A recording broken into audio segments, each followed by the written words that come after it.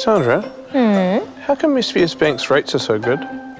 Because they're owned by their customers, not greedy shareholders, so we get a better deal. Really? Always wanted to own a bank.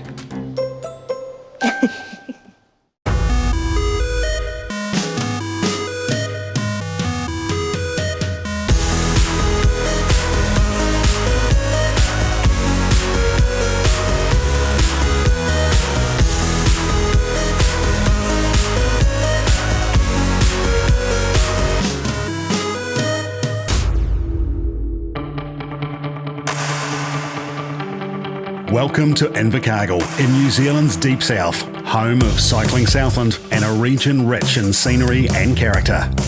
This is the SBS Bank Tour of Southland, one of the country's longest running sporting events and one of the most prestigious titles in New Zealand cycling. The list of past winners is a literal who's who of New Zealand bike racing.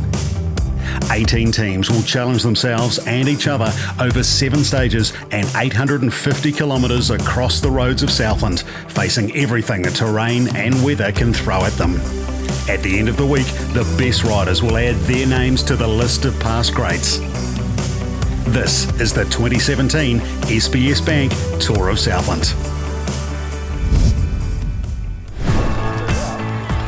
Just another typically fine and calm Southland morning for Stage 4 of the 2017 SBS Bank Tour, where the iconic Bluff Hill climb lay in wait for the peloton on day 5. The first move of the day saw second place James Piccoli of Kia Motors Ascot Park Hotel and Matt Ross of PowerNet form a two-man breakaway.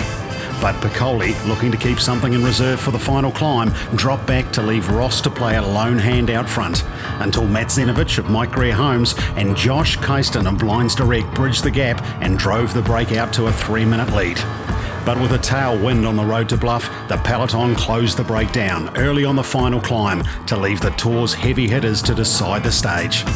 It ended as a two-man duel between Piccoli and Tour leader Michael Torkler. Piccoli stealing away in the closing metres to grab back some valuable seconds and eat into Torkler's overall lead, which now sits at 32 seconds, setting the 2017 SBS Bank Tour up for a gripping final 2 days.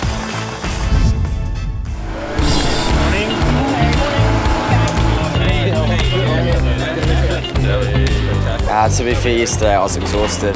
After being in the break in the Coronet Peak stage, I knew it was going to be a struggle, and to be fair, I was just hanging on. We've got John Wanzik, who got, I think, 16th yesterday, and he's going really well. So basically, probably try to help him out and probably try to go for a breakaway. You know, first year team come down and sitting second on teams is a testament to the guys. Like, you know, there's a good mixture here, and it's all about culture. Like, for 1 week, you know, you bring 6 guys together and you got to hit it off straight away. Otherwise, you've got no chance. You're racing other guys who have raced together all year, and it's so hard. Yeah, it's been going pretty well so far. Unfortunately, we've missed out on the podium on the stage, so we're definitely going to have another crack in the next 2 days. And we're sitting high up there, but yeah, I think we will see a bit more from us today. No, not a typical Tour of Southland, but that's the way it is. Many years have gone into practicing to get this right, but the riders now, it's quite interesting to hear them say that they want something a little bit harder, and I think today the weather's going to close in a wee bit, and I think it's going to rain. We might have a bit of wind tomorrow, so mixing it up a wee bit. Well, I think you see the team tactics come into play. I think the strong teams will really start to work, and it's going to be interesting to whether the leaders now can retain that. It's still alive and right to the last minute, but it'll all come down to the time trial in Winton on the penultimate stage, I do believe. Realistically, for us to get a result, it would have to be today. I mean, the last stage, it's just too fast and we don't really have any time trials. So today, basically, we're just going to go as hard as we can and see what we can do. Everyone knows this is the last road race, a long stage, and I think the final will suit us more with a bit of punchy climbs. So yeah, we will be definitely up there today. You know, we want yellow. Everyone wants yellow, so we'll throw everything at that first before we take the team prize. Yellow's my name.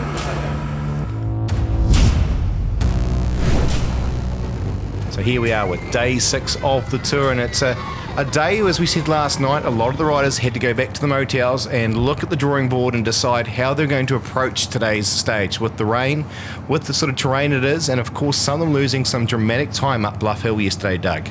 Yes, Julian, a lot of plotting and scheming will have gone on at the end of yesterday's stage and again this morning before the start. The big factor, of course, is whether or not all of these plans are going to come to fruition out on the road. Here we have a number of the classification jerseys. Let's not forget, within the tour, there is a number of races, and the time gaps suggested and the points gap suggested so far in this tour means that a lot of these jerseys are very much still up for grabs. One of the greatest aspects of this year's SBS Bank Tour, Julian, has been the closeness of the racing. I know it has blown apart yesterday with the Coronet stage and also the Bluff stage, but it's still very, very close. You can see here there's a lot of racing through to Gore. It's quite lumpy. Weather conditions are going to play a part too. Absolutely. Today is quite a different format for these riders here, with the weather conditions going to play a significant part in what we've seen from the previous few days, where they've been riding in temperatures of some 25 degrees. The rain has come in early for these riders, and for some bodies, they won't be able to react positively to that. On the outskirts of the suburb of Morrisbush here, we can see all of these plans that we were talking about, Julian. The Aardvark Excavators boys have obviously concocted something here. Two of them away on a break. That's Morgan Smith and Mike Cumming from the Aardvark Excavators team. And these boys have got some intent. It's going to be interesting to see what the peloton does behind them. Yes, it's interesting to note, because Morgan Smith, we've often seen him taking off the front and trying to challenge in this race and stir things along, but taking Mike Cumming, the man from the United Kingdom. Now, this man has been well up in contention in the tour. He's currently sitting in 5th place, some 4 minutes off the yellow jersey lead. So it's going to be interesting to see the reaction of the field, but allowing two teammates to go together for a starter is quite an unusual sight. It is an unusual sight, and this is the kind of things we see, the dynamic changes in these stage races as the week wears on.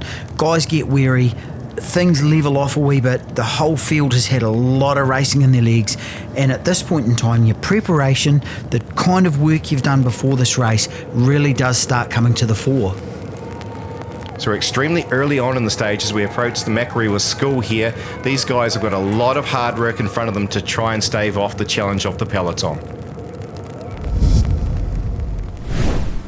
Still early days in the stage just under the Macquarie Bridge. Treacherous conditions, of course, in the rain. You've got to be very careful doing this, and that's a factor they haven't had to counter during the week because the conditions have just been so fantastic. But the big factor here is what's going to happen in the stage. Here we go, Michael Vink off the front. What is going to be the strategy from all of these key teams that we've been seeing, Julian, in this race to this point? I wonder if this is the start of things to come. Yes, I think he's certainly showing the rest of the teams here. He's a man that's come out today with some intent to try and open up some decent sort of gaps. If you want to win the yellow jersey, he's telling Torkler, then you're going to have to do some chasing here today. As we see a few more of these riders now trying to put a bit of a gap on the field. Again, as we've seen in the last few days, very difficult to do in the conditions. So a lot of attacks coming in early, and there's a lot of reaction, of course, too. A lot of these riders are going to try and jump on these guys getting away, likes the Vinks and the Evanses and so on, who are further back on time, and there's going to be some real effort being put into these early breakaways. Here's some of the Adair Craig Accountants team riders here, realising that the likes of Vink going off the front could be a bus ticket to get themselves away from the main peloton. We've of course got still two men out in front, the Aardvark Excavators. So these guys are the chasers, but the serious hitters haven't reacted to the man who's sitting third on general classification. Yeah, you can see a bit of reaction now, Julian, coming across. There's Brad Evans sneaking across onto the back of this group from the PowerNet team, and there's a bit of looking around going on. We still have a couple of riders away, of course, but at this point in time, anything's possible. We just got a quick glimpse there of the man in the yellow. He's got a jacket on today. Torkler trying to keep a very close eye on when he saw the likes of Evans and co starting to go off the front. But meanwhile, these two men here are just settling into their paces. Mike Cumming, as we mentioned before, 5th overall in the general classification, as we see the main peloton cruise on through here at the early points of the stage. And this is the Aardvark guys who have been away pretty much right from the start of the stage, now coming into a group formation, they're coming into Drummond, so they've done a bit of racing. It is going to be a real bun fight coming in from behind the peloton though, because the peloton isn't actually that far behind. It's only sort of 10 or 15 seconds in behind, so there's a lot of toing and froing yet to go, Julian, and like you're saying, who's going to come, who's going to go, and what are the important riders that are going to try and get themselves off. Yes, we can see number 3 heading on through there was James Fouché of Creation Science, L&M Group Rico, and there's a bit of discussion goes on here. Now, I would be picking that there's a bit of a challenge going on for the under 23 jersey, so hence the Team Skoda man, his teammate has got that jersey. He's telling the rest of them, the Aardvark riders, look, I need to sit on the back here. I'm not going to try and upset things when we're leading in the under 23 jersey. Very, very tough in these breakaway conditions when there's all of these scenarios that unfold, especially at this stage of the race. So you can see the peloton now sneaking its way back to this front group. We'll have another rejig, a reset, and it's going to be another attack coming, I would say. This is coming back into Winton. Oh gosh, that's your worst nightmare on a wet corner coming in like that. These are the sorts of things that the Tour leader and the GC contenders will be very, very concerned about, Julian. Yes, particularly given the fact that we've had such hot conditions and that then put a bit of rain on top here today and it becomes extremely greasy here for these riders. So we see the colours here of the Mike Greer homes. This is Ethan Batt, who's decided to head off towards one of these sprints through the Browns Township. As we've seen throughout this tour, these sprints not only offer points, but often have offered a springboard for some of these riders to try and open up gaps on the main field. That's right. A lot of these preems along the road offer an opportunity to jump away, and often under the cover of a sprint preem, which is a reasonably non-pivotal part of the race. We saw it with Taylor Gunman in Tiania, and we can see today these sprint preems are creating a springboard for these guys. This part of the stage is where it starts getting a wee bit lumpier though, so I think there's going to be some more reaction from that peloton, which is probably gathering themselves and working out, okay, we've got a Mike Greer Homes, we've got an L&M Group, Creation Science Rico team, we've got Rion Nolan there from the ITM team as well, and the Aardvark team, so there's a bit of just manipulation going on, I think, here, Julian, and this is certainly the most concisive break of the day. Is the four of them sort of looking a little bit at each other as well? I think they could do with one or two bigger engines just to assist with them as they try and settle down into it after that early sprint through Browns. It just took a little bit out for some of them. Morgan Smith, of course, he's already been off the front earlier today with one of his teammates, so he's being extremely active with it. Fouché in there. This is a man who has won the Oceania Championships. He rode the Baby Giro this year and has had some very good results over in Europe and has been talked up as a serious contender when it came to the Tour. Absolutely. This is what we start realising now, Julian, as the tour wears on, as we've said. And this just looks like the James Piccoli from the Kia Motors Ascot Park Hotel team. Their morale, having spoken to them before the stage start, is at an all-time high. They're having a great tour. They're very happy with their efforts, but it is now the business end. You can see there's starting to appear some gaps in the peloton. You've got Brad Evans, Matthew Zenovich from Mike Greer. It's starting to happen, Julian, and like we thought, there would be a reaction to this front group away. Yes, Brad Evans, of course, the 2015 champion. He'd be honest enough to say that he's just had a bit of a challenge when it's come to the uphill climbs this year and hasn't been in the best of form that he wanted. So he will want to get something out of this tour. He wants to challenge for a stage victory. He wants to continue to be in that top GC statings. And of course, Zenovich, he's always keen to go off the front here. So we can now see them starting to stretch out again. As you said, the lumpy terrain here as they make their way through Headshope could throw up quite a challenge for the bodies today. And take a look behind this lead group here. It's Michael Vink. He is bridging across to this breakaway group. This will be ringing alarm bells. Two Mike Greer Homes riders away in a breakaway with Brad Evans. The peloton will be starting to panic. And let's not forget, we still have one of the Mike Greer Homes boys back just up the road a little bit here. So Mike Greer Homes have come out with a plan today. They want to get as many men up the front here. Kyston's been sent by Torkler. He's the man in second wheel, hence why he's not rolling through for the blinds direct. He's the ticket master. He's going to keep a close eye on things, doesn't want things to open up. But Vink, I would suggest, is not going to be too interested. He knows that he has to do what we saw in last year's tour with Aaron Gate. Get on the front, put the power down, and let's see who can react. This is a dangerous move, and of course in the peloton there will be some serious pressure being put on the Blinds Direct team of Michael Torkler, the yellow jersey. But this is one group, Julian, you would not be wanting to see up the road. Brad Evans, Zinovich, Michael Vink, a couple of the guys who can seriously lap it out all day and put some time into you. Absolutely. Let's not forget that Vink is only a minute 13 down, and going into tomorrow, of course, is the time trial, a stage he has won numerous times. So here we see the Kia Motors team. They've now made it to the front. They've been fairly quiet early on here because they've got Piccoli, of course, who's also trying to challenge for that yellow jersey. There will be a lot of nerves, a lot of chatter going back on in that peloton, allowing the likes of Brad Evans to get off the front, allowing Michael Vink, but more importantly, Vink with teammates. Vink with teammates is the key, and it's really a numbers game at this stage of the race. At this point in time, Michael Vink is going for the overall win of this. Brad Evans is probably too far back to be thinking about that sort of thing. He's trying to resurrect a bit of pride and maybe a stage win, but Michael Vink has been very, very strategic here. The Mike Greer Holmes team will have plotted this before the start. Back in the peloton, Blinds Direct are really, really struggling. Michael Torkler is not having a happy day.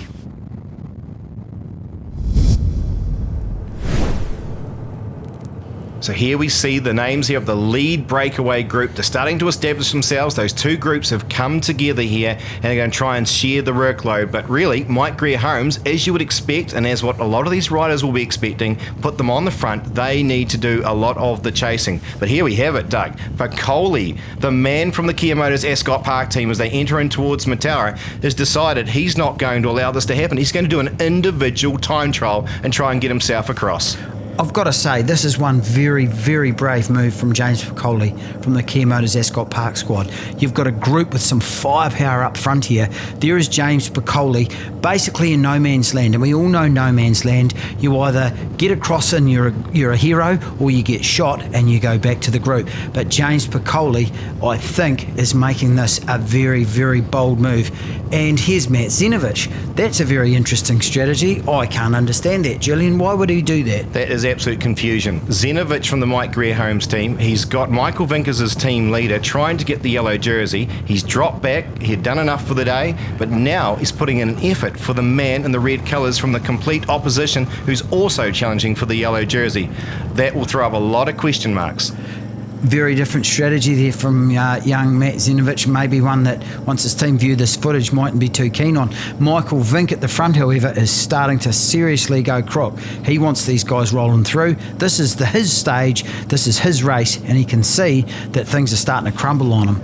No surprise that Kysten, that's on his wheel, does not want to roll through. Of course, he is part of Torkler's team, as we get another great shot here of Piccoli. Very upright in his position, as we saw yesterday as he powered his way up towards Bluff Hill. He has made contact. That sounds alarm bells. That shows the calibre of this rider, the strength of which this guy's got.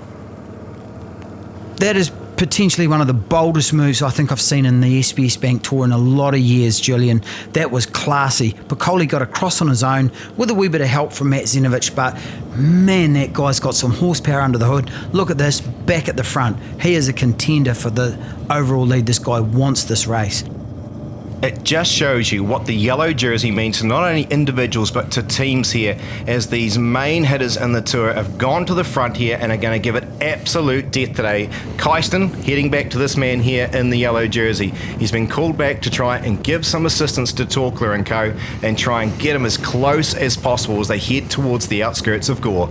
Like we said earlier in the stage, Julian, it's about numbers, and at this point in time, Michael Torkler hasn't got the numbers, he hasn't got the teammates around him, and he really needs to get some serious organisation going on before they hit this. But you can see here now, I would say that this stage is going to belong to one of these riders in this breakaway, and I'm picking James Piccoli is making this a bid for his general classification and is not worrying too much about the stage. Absolutely, and when you consider being in this particular group, you've got to be licking your lips thinking, well, there's likes of Vink, there's the likes of Piccoli who are going for the yellow jersey. We know they're going to be on the front doing a lot of the work. We can wait patiently and try and take a stage victory. That other handful of riders will be thinking exactly that as they come into the closing stages. Yeah, what a place to be in. I'm thinking the likes of Brad Evans from the Powernet team, or even Fouché, who's a contender as well from the Creation Signs L&M group. They're just watching these two guys absolutely give their last gasp to trying to take that yellow jersey. But the last gasp, to be fair, has been all James Piccoli. Michael Vink has not been able to take a turn off this guy. I think that shows the power of Piccoli. For sure, this guy is in fantastic condition, and it's going to be very interesting to see them go up against each other in the time trial tomorrow. But at the moment, they're all about time, trying to gather back as much as they possibly can over Torquay as we enter into the last 800 metres of the stage. No jockeying for position here, Julian. This is just a flat-out drag race right through to the finish. There's a couple of the riders here at the back, the likes of Brad Evans, who will be licking his lips, and as you said, the boy Fouché from the Creation Signs L&M group on his wheel, and they're starting to get into the stage now. It looks like Brad Evans is gone. Brad Evans, he's won stages in the past from a sprint finish, and he's going to lead out with Fouché and Griffin here as they go in towards the finishing line. It's going to finish in that order as the 2015 champion Evans adds a stage victory this year in 2017, and we go back to Fouché and then to Griffin. They will be the top three across the line, but more importantly, what damage has been done to the overall general classification with Piccoli and Vink taking time out of Torquay. And Michael Torquay crosses the finish line here in Gore, the yellow jersey wearer at this stage. I don't know if he's done enough to keep that jersey though. That was a huge ride from James Piccoli, and he's very, very happy with himself. Things at the top of the leaderboard are closing in with only 38 seconds covering the top three. Surprising Michael Vink not getting enough today to go into that yellow jersey, but the time trial is looming. James Williamson holds on to a very slender lead by just 1 point over Alex Ray in the Harcourt Sprint Ace. The Jesco Hydraulics King of the Mountains, James Piccoli, not only takes the yellow today, but also the King of the Mountains title. The Henderson Construction Limited Under-23 jersey continues with Alex West, Ryan Christensen, and now James Fouché also challenging for that title. In the Stonewood Homes Silver Jersey competition, no changes with Paul Odlin with a 28-second advantage over Andy Hagan and Greg Taylor. While Morgan Smith gets the reward today with a lot of challenges off the front throughout the day to take out the Southland Times most combative. Kia Motors Ascot Park Hotel extend their lead in the Wednesday Cycles team classification, 4 minutes 50 over Aardvark Excavators and PowerNet's 7:41. If you saw what happened during the race, a pretty dangerous break got up the road, and my team brought it just within reach that I could get across. And you can see just how much the team has been important this week. I mean, we're all over the race, and we're leading team classification now, so we're pretty happy with the way the Tour of Southland has gone. I don't really see myself moving into the top three or anything on GC, but you never know what could happen if it's really windy tomorrow. Even that last stage can be pretty hectic, but yeah, still same, be aggressive and yeah, just finish the Tour on a high note. I mean, I definitely have faith in the team for the last stage.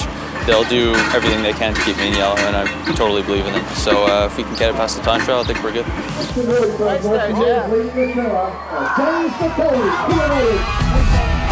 Follow the action from this historic race all week with live race updates, full results and pictures at www.tourofsouthland.com.